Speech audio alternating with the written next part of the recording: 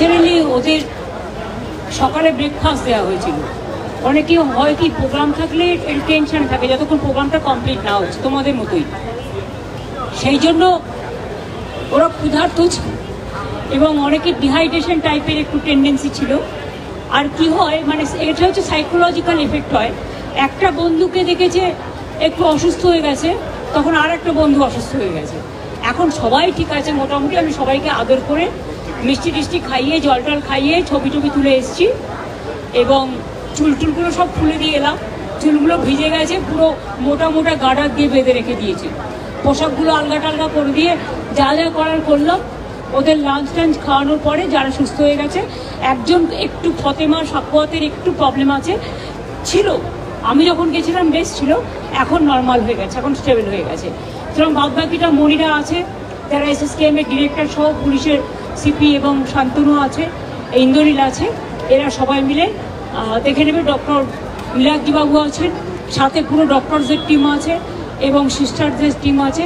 সকলে তাদের সাধ্যমতো চেষ্টা করে বাচ্চাদের ভালোবেসে আর কি, ভালোবেসে অর্ধেক লোক ভালো হয়ে যায়। আমি প্রথমে ওরা এসছিল 37-38 জন নাকি 39 জন, তার মধ্যে একজন একটু টেনশন বেশি করছিল।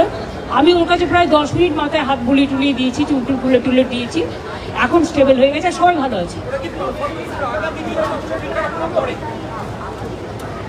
আসলে সকাল থেকে করেছে কি ওরা ব্রেকফাস্টটা দেয়, অনেকে খায় না।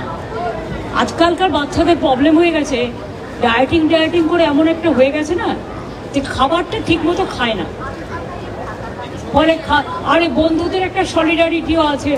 একটা বন্ধুকে দেখছি অসুস্থ হয়ে গেছে, আর একটা বন্ধু অসুস্থ হয়ে গেছে। সুতরাং আমি সবার সাথে ইন্ডিভিজুয়াল দেখা করেছি।